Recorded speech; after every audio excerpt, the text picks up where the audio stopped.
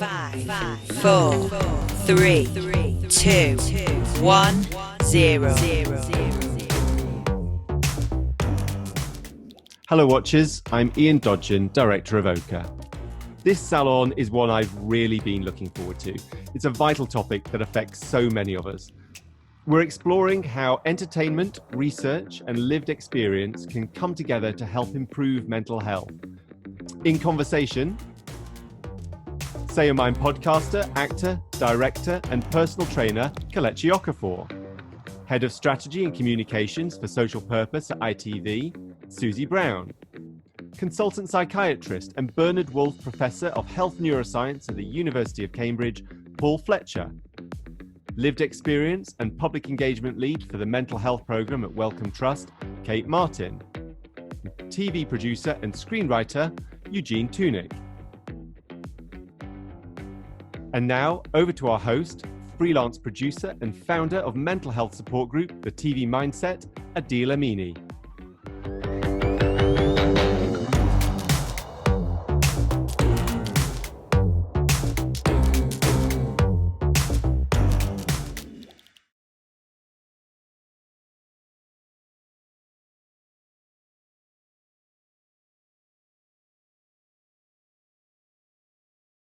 Hello, I'm Adil Amini, freelance TV producer and founder of the TV Mindset. We're here today to talk about ways of improving mental health through collaboration. So let's meet today's speakers. Oh, great. Well, I'll kick off. Hi, I'm Susie Brown. I'm head of strategy and communications for ITV's social purpose team. So we work within ITV across our programs, our practices, what's on screen, what's off screen, to help ITV live our purpose, which is about being more than TV and shaping culture for good. So interesting during the pandemic to see how all of us cluster around the TV or cluster around shared experiences. Mental health and well-being felt like a very natural place for ITV to play, partly because these topics just do come up so much within our programming. So across daytime, all of the different daytime shows actually all of their own have their own different mental health campaigns that maybe can talk more about later. The soaps naturally pick it up. It's part of our everyday experience. Hi, I'm Kelechi Okafor. I'm an actor, writer and podcaster. I also have my own pole dance studio. And I guess I'm here because Blackness and womanhood has always been at the forefront of everything that I do. And linked to that is mental health. I felt that there was a need for the things that I do because I wasn't seeing it being done. When we look across mainstream television or just generally mainstream media, rarely do you see Black women. And when you do, you have to have a almost palatable type of Black woman. So we're not addressing the reasons why, for instance, Black women, we've got the stereotype of being angry, the angry Black woman, or aggressive and things like that. So we're not addressing why those stereotypes have come into play and what they could possibly be doing to the mental health of Black women globally, because people don't tend to want to address the subject. So naturally, I'd always felt inclined to go towards the anger because I feel like the anger, obviously, it's covering pain. So we have to address the anger to therefore address the pain and to look at the intergenerational trauma that has brought us collectively as Black women to this point and just, generally as women, what brought us here. And so I've been using content creation and my creativity generally to address these issues. So I have a character that I created called Sally in HR, and she's a white woman and I do her voice, and I use her as a tool to address the micro and macro aggressions that people of color generally face in the workplace. And it's comedy, but within the comedy, that is the vehicle for us to have real discussions. And there are hundreds of comments that you get from people saying, yeah, that happened to me. Yes, I've been mixed up for another Black person or another person of color. My name isn't pronounced properly. And all of these things that come to light. And the reason that I think it's important to do that is that if you don't feel it, you can't heal it. So you have to be able to identify what the issue is, talk about what the issue is, and let those emotions and all of those things move through you so we can actually move further as a society. So content creation, I think, is inextricably linked to how we as a society work through all the things that we don't want to talk about. And then that would aid, I guess, better mental health. I totally agree with you. And I think, looking inward is so important, but also for the organisations. I think it's really important to remember that there isn't just a one-size-fits-all mental health solution. You've all created content that started a conversation within your organisations. And I suppose a really interesting point for me is wondering, how do you even get that started? I'm a doctor specialising in psychiatry. I'm also a professor of neuroscience. So my clinical work and my research is really into examining the nature of mental illness. For me, I suppose, to use a rather tired metaphor, there has to be some fertile ground, and then there has to be somebody coming along at the right time with a seed. And I've been in a profession that has for a long time tended to locate mental illness or mental distress either within the individual solely or within the society broadly. And there's been a lot of argument about that, and it's generated more heat than light, really.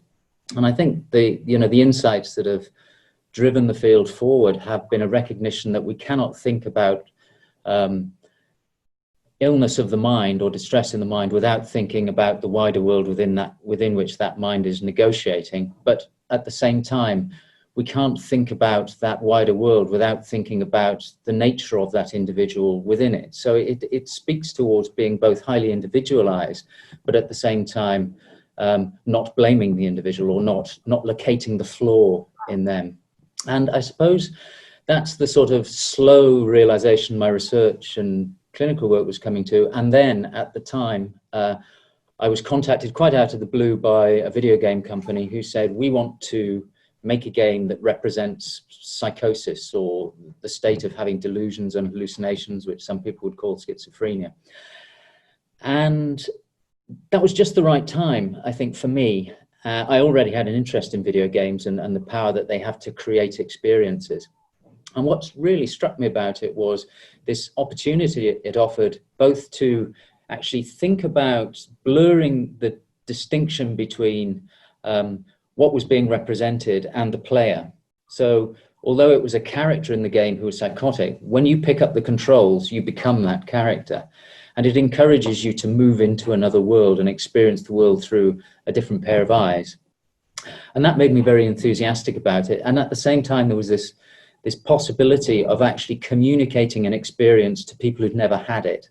So I've seen many, many people with psychosis. I've had drugs that have made me temporarily hallucinatory and in experimental settings. So I've had some experience, and I wanted to sort of communicate that. And I found that the gaming environment was a really wonderful way of doing it. It was a risk, and it was also a risk, I think, to be taking something that's largely seen by many people, even those who play them, video games, as potentially very trivial, and to be joining it up with something that's obviously very serious. In this case, serious mental illness, and by illness, I'm using the term advisedly. And that was personally a great challenge to me. But ultimately, I think what supported it was that there was a real desire to not just involve me as a scientist and clinician, but to involve people with lived experience who essentially took over a lot of the project and made it theirs. And once that was happening, it was so organic, it was never going to stop. And I think that was a big part of it, was just a willingness to collaborate well beyond the normal boundaries of science and so forth. I suppose, like any good art, you get so deeply involved, it does feel like an extension of yourself, because there is an element of control there as well. Thank you. Eugene, can you tell us a little bit about your series Early Birds, what it's about and who it appealed to? I made a TV show in Ukraine. It's called Early Birds, and it shows the real problems of teenagers, like teenage suicide, bullying, and LGBT problems. First of all, I have to say that I live in Ukraine, and it's a post-Soviet country, and it's another country. There is a big difference between people in European Union, in America, in Great Britain, and Ukraine. People in Ukraine are very conservative, and actually, when it was released, there was a big public discussion in Ukraine, because for the first time on Ukrainian television, topics such as teenage suicides, self-acceptance, relationships with parents, and LGBT issues were shown. And the audience divided into two camps. The first one is a conservative audience, and they said that it's terrible, that we can't show this on the screens. And I had a lot of messages in my Facebook and Instagram. A lot of people write to me, but the second part said that it's good that it's finally we have a product that shows problems of teenagers, and fortunately there was more second ones, and it's great because our country is learning, and it's starting to be progressive, and I hope that products such like my TV show will help us. And also, I heard that a few schools in Ukraine just showed on the classes, and it's wonderful for me because I can't even imagine that it could happen. You're obviously from a place where mental health and these discussions aren't as normalized as they are here. I know you collaborate with a charity as well. So how does that inform your work when I suppose the environment is slightly different?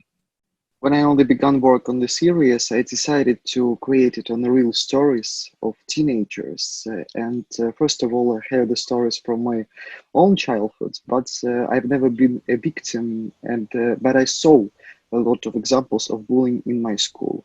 But it was more than 10 years ago, and times has changed.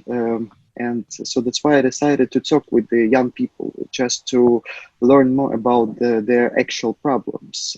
But there was only a few guys who ventured on the front conversation with me. Then I decided to connect with the public organization, Lastrada Ukraine. Lastrada Ukraine is supported by United Nations organization, and they have a helpline, mental helpline.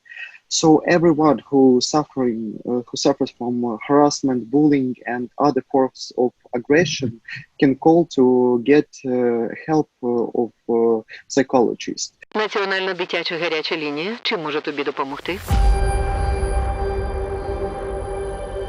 Вона тебе била, однокласники знімали це на телефони?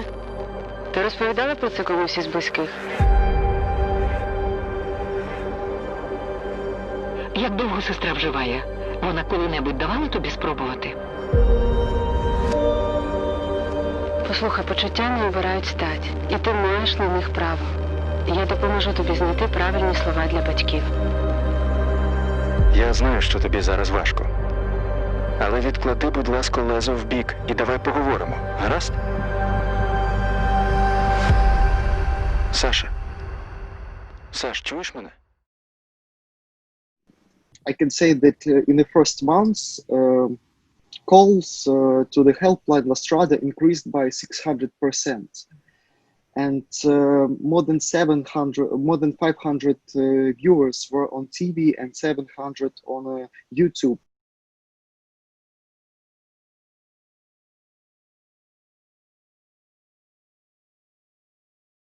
Okay, looking at what everyone's done in terms of from an engagement point of view, I want to know what the challenges you think we all face.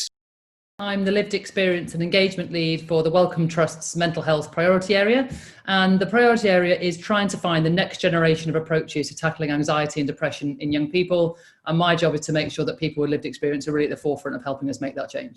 Certainly the work that we're trying to do at the Wellcome Trust is now think about what's that next generation of approaches that we can use to support people who are experiencing mental health difficulties, and really trying to understand what works for who in what context. I guess the really important thing for us that we're trying to really grapple with is that the evidence that we produce, the new approaches that we produce, how do we get those directly into the hands of young people and young adults so they can learn to support their own mental health, that they can support their peers, that communities and non-specialists can really benefit from the new approaches that are being developed, so that that knowledge, that expertise gets put directly into the hands of the people who are most important. That's not to undermine the role of mental health professionals or those who are specialists. They play a real vital role in mental health, but it's really also trying to think about what can we do to develop new approaches to put those directly into the hands of young people. I think that's really valuable. There's obviously a lot of claims at the moment that digital technology is really beneficial for mental health.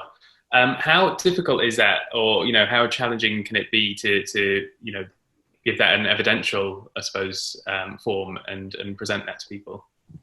I think the things that there's often calls to say, technology either or isn't helpful for people's mental health. These debates are often quite polarized, and I think it depends.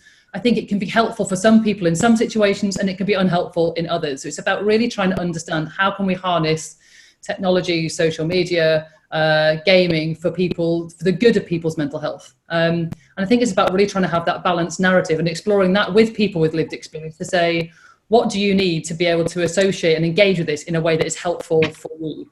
So a lot of the work I've done with young people in the past is trying to understand that grey area, I suppose, trying to understand the complexity of these issues. And some of the things, the common themes young people will say is, we're told something is good or we're told something isn't good for us. But in reality, it's always somewhere in the middle, yet nobody helps us understand how do we determine when it's becoming helpful or harmful for us. So some time ago, I talked to a number of young people about different ways they could look after their mental health. And what was really interesting in those conversations is that one young person might say, oh, yeah, gaming is the thing for me. That's the thing that really helps when I'm feeling stressed or anxious. And whatever somebody suggested as a positive tool, somebody else would go, oh my God, no, that's the thing I find really stressful. Some young people would say, staying in bed for a day, pulling a duvet over my head is exactly what I need. Somebody else in that group would say, that's the worst thing I could do. So really, it's not about the activity. It's trying to equip young people with the ability to try and test out approaches to understand what works for them and to be able to realize not only the range of choices on offer of things they can do to manage their mental health and well-being, but that equally they are equipped with the skills to judge, how is this helping me? And how do I understand when this might be starting to become unhelpful? Because I think with all these things, it's less about just what the activity is, but it is also about how we use it and how we associate with it, and that kind of all those wider contextual factors. And I think that's where entertainment can play a massive role. For young people to see people on screen that they can associate with, that they can see themselves in, talking openly about ways to manage their own mental health and well-being just makes such a difference compared to, it's that's such a connector, I suppose, between the research community and the people who really need to hear this information. Well, can you tell us a little bit about the Insight project? So the Insight project is a collaboration between my research and Ninja Theory, the game company.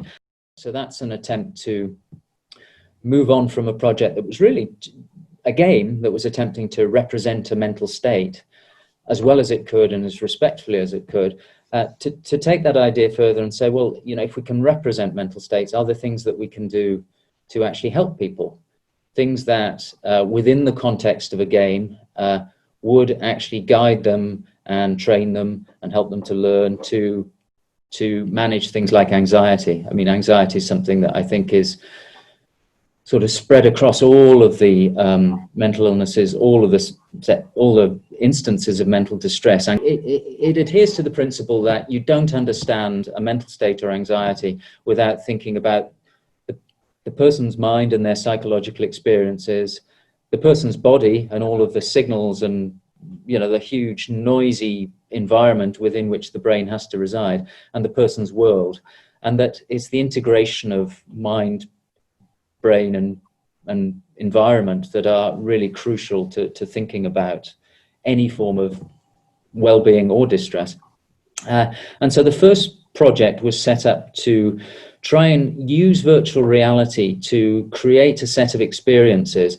So the experiences were deliberately designed to challenge them, to stress them. That would allow us to measure how they were responding biologically. We could turn that biology into visual representations, and we can then present those to people so that they can then re-experience and try and control the representations, and thereby control their biology and thereby control their anxiety. So that's the sort of basic biofeedback idea.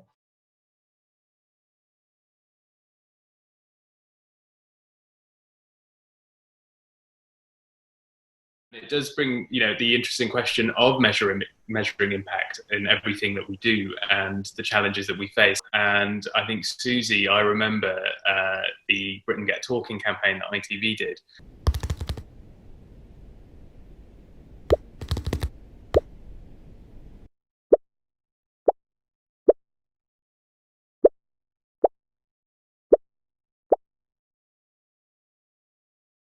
It was during a Saturday night TV show that Ant and Dec literally got everyone to, they just stopped presenting and said, for the next couple of minutes, we are just going to be silent and we want you to talk to each other.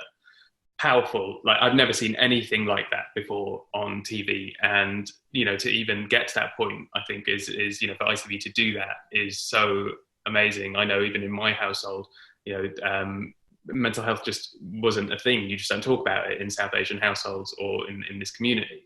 So it'd be interesting I'd be interested to know, Susie, what firstly the challenges you came up against doing that, and also, was there one moment that sort of let ITV agree to something like this? What was the sort of starting point as well? Yeah, so it was in Britain's Got Talent. We worked with a creative agency called Uncommon. So it was Uncommon who dreamt up this idea. Well, what's the biggest thing you can do? Let's take your biggest show with the biggest audience, and rather than say something, make something happen. And the way we make it happen is by to kind of effectively shut up, so you can start talking at home. I think the amazing thing is that there were no doors slammed in our face that we then had to kind of push open. It was more lots of open doors which needed nudging. But Katie Rawcliffe, who heads up entertainment commissioning, just loved it straight away. Just sort of immediately really wanted to get behind it. And then Ant and Dec themselves, obviously, if you're asking people whose job it is to entertain to stop entertaining, that's really tricky. And we went through all sorts of things of what should we do in that time so that it didn't feel too awkward, but actually it kind of needed to feel awkward so that you had the chat at home on your sofa. That was really great, and a really great way from my point of view of ITV saying this isn't something which is peripheral to us. This is something that we want to put right in the middle of arguably one of our most important shows. This is a collaborative space. The salons that are being run here are all about collaboration, and it's clear that all these initiatives have taken off due to some form of collaboration as well. But is there stuff that you think the entertainment sector could be doing either better or more of? Any wellness industry or any wellness sort of approaches are always in danger of becoming slightly tyrannical if they're being essentially putting all of the onus and all of the responsibility onto the individual. I mean, certainly we see this in the food industry where, there are so many illnesses you get if you don't eat right. Well, I think very positively about moves about talking about mental health, mental illness, mental distress. I think that's incredibly important. But at the same time, I think that it's very important that doesn't place all of the onus onto the individual to take entire responsibility. Yeah, following on from what Paul's just said, I think that's really true. This idea of, I don't know, for me, I think that a lot of it is also linked to the hyper-consumerist nature of how we kind of operate and how social media operates and all of that. There are so many things that tell you that you're not good enough. And so if you're not good enough, then that's your personal responsibility to then therefore be good enough. So having that onus put on the individual, especially within the wellness industry, where it's like, well, it's your fault you're like this. Take ownership of today. Government, society at large, it's also responsible for what we do. We can only do so much as individuals, and it's not just good vibes, because we've seen that throughout all of this, we had to feel all of our vibes and be honest with ourselves in order to kind of make it through not just this pandemic or this virus as we see it, but there are various pandemics going on, and it's not just the virus. It's a number of things. It's how we operate as consumers and how we've been socialized into operating. So I totally agree with Paul on that it's not just about the individual, it's us as a collective being responsible and having a duty of care for each other. Well, I just think so. I totally agree with both of you. And I think to add on to that, I think where the real opportunities are showing, I suppose, the messy reality and complexity of people's experiences of mental health and well-being, that it can show that, it isn't just individualized. It isn't just down to us, but that we, there are things we can do to help ourselves. There are things we can do to help others, and our peers can do to help us. There's things that need to change or important in our relationships, in our communities, but also more broadly in the societies we live in, that actually that there are structural and systemic issues we need to change to really improve the mental health and well-being of people within our communities. I also think that there's an opportunity, I suppose, to show, often people with mental health difficulties are shown in the deficit. They're shown as something lacking or something that's wrong with them. And I, my experience, I've got my own lived experience of mental health difficulties, and certainly the young people and others I've engaged with over the years with lived experience, actually living with or through mental health difficulties brings insight, knowledge, wisdom, perspective that actually, if you haven't experienced that, you don't gain. And I think, there's a real opportunity to show that what people gain, that additional insight, that knowledge or contribution people can make when they've experienced a difficulty. I think there's a real opportunity to enhance that aspect of people's lives as well. And just one more thing, I suppose, sort of came to me from one of the conversations earlier, was that, I don't think we can underestimate the impact of kind of national crises such as this pandemic on people's mental health and well-being. But equally, we've seen some incredible structural changes happening at a rate of knots, that a lot of disabled people have been campaigning for years for more accessible setups so they can work from home, and was always told that was impossible, it's too difficult. But within weeks, all of us are working from home. Well, most of us, are working from home, and that technology has been changed to support that. That we've seen some phenomenal mutual aid groups spring up that are really supporting people in their communities who are unwell or isolated. And these things aren't just important during crises. These things are important all of the time for people's mental health and emotional well-being. So I think it would be, it's really important that we also try and focus on the benefits of this time, so that we can kind of push for these to be part of a kinder, more supportive society as we go forward. A question to all of you, actually. Was there anything that you've learned from your projects in terms of, what didn't work, or any unexpected findings? Kelechi, I'll start with you. I guess it's rather intuitive how I go about making the things that I make, and really working from my lived experience. So in regards to the podcast, for instance, I'd always known that the format that I wanted for my podcast was to be very personal. I didn't want anything to be glitzy and glamour. I just wanted it to be something that Black women could listen to. Anyone can listen to it, but I specifically was speaking to Black women, because oftentimes I find that a lot of mainstream stuff isn't really speaking to us. I've got this facade, and people say to me, wow, you're so confident, you're so strong. But being confident and strong actually means that people come even more so to take hits at me, because it's like, Kelechi can take it back, whether it's trolls, whether it's people that I actually know in life. It's like, she can take it. So I don't have to have the space to feel that vulnerability, the very vulnerability that I'm trying to keep away.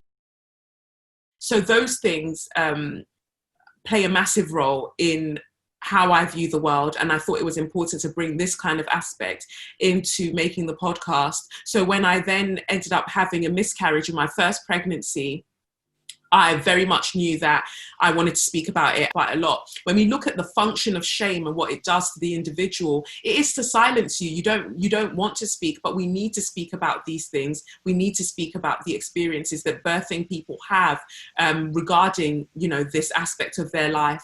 So I made that podcast episode, and it's rather weird to listen to, because I can hear all the points where my voice catches and I'm still kind of persevering to just make the episode, make it as humorous as usual, kind of be very nonchalant about, hey, I'm talking about, pop culture and, current affairs, but knowing that this massive thing had just happened that's just shifted the dynamic of my entire life. And I was blown away by the number of messages I got from so many people saying, and not just, the actual birthing person, but, their partners and people like that saying, yeah, I've had 8 miscarriages, or my partner's had this number of miscarriages, and we just didn't think that it's something that we should speak about.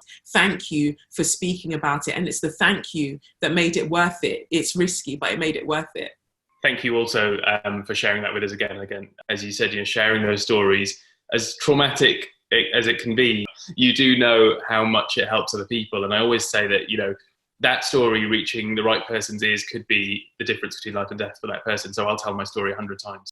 Susie, I know we touched on this briefly, but the campaign itself was great. And I guess, the question is what next? How do you measure the impact of that? What are the challenges? What do you do? How does that inform your next steps as well? We have now put in place, as of the beginning of this year, actually, as a regular YouGov survey. So that enables us to have a kind of a regular understanding of how people, what people have seen, how it's made them feel, and the behaviours that they might have done as a result.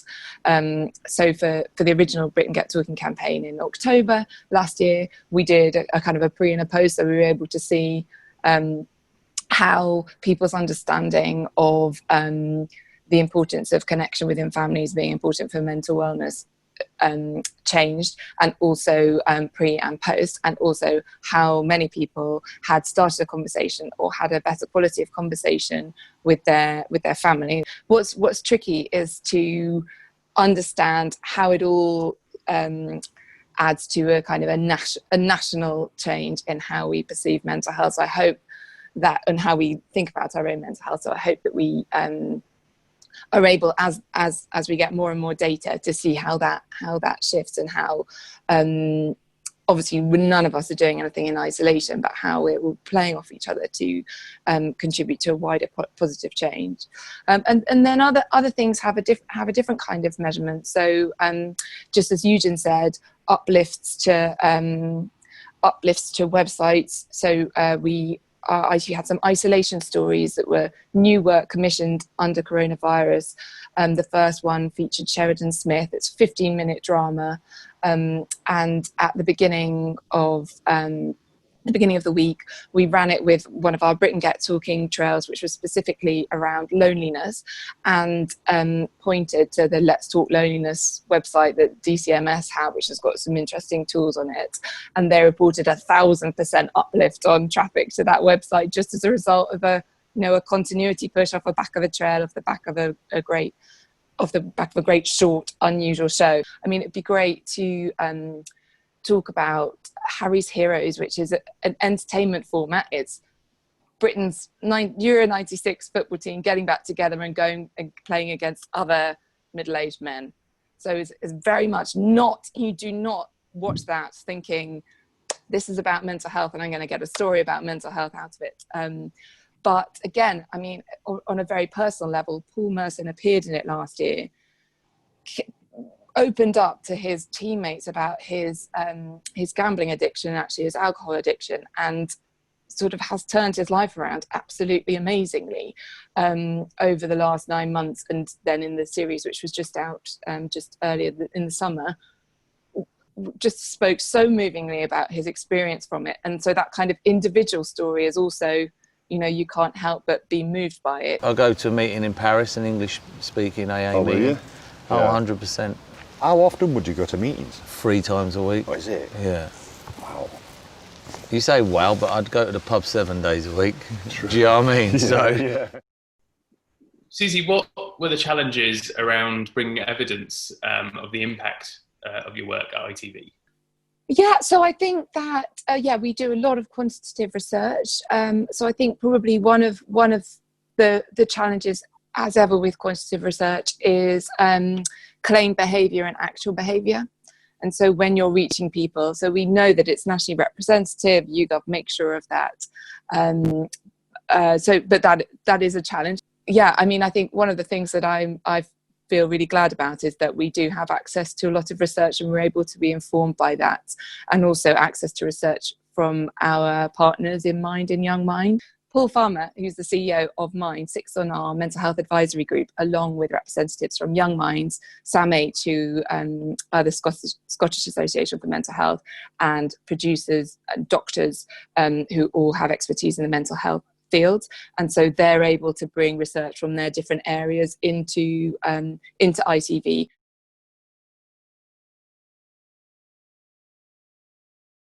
Just one final question for everyone, really, and that is, what are your hopes for the future now when it comes to communicating ways of improving mental health?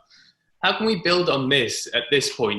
We all come from, relatively different disciplines, but, whether it's choosing who we work with or who we align with and how we build on that, how we keep the conversation going.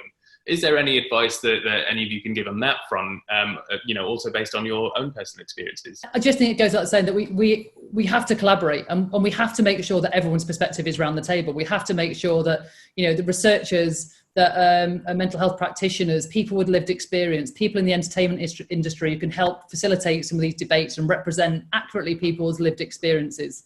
I just think that none of us can work in isolation, and the more that we can come back together, the more that the evidence that we're producing as part of our program, we can get that out there in a much broader, more helpful way. That all of us, if we're connecting with people with lived experience and genuinely connecting with people with lived experience, so from the start of our thought processes right through to during the development, through to kind of disseminating whatever solutions we come up with, just has to be the way that we'll kind of tackle these challenges in the most helpful way. So, I mean, I'm certainly really looking forward to collaborating with you guys more as we progress our project, and really making sure that we work alongside you and all sorts of different people with lived experience. I think is going to be the key to moving forward. My hope for the future regarding mental health is that it's a conversation that involves us all.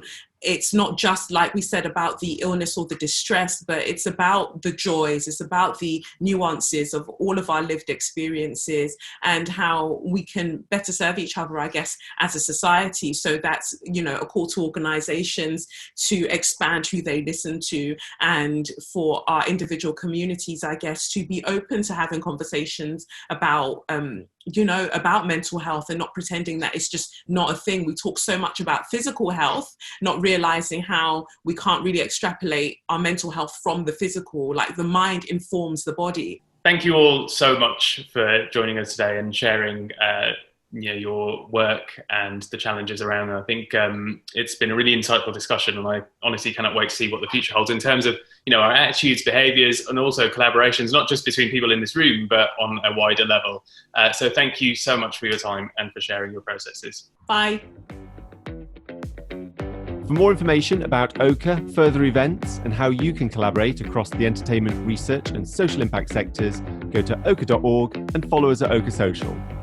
See you next time.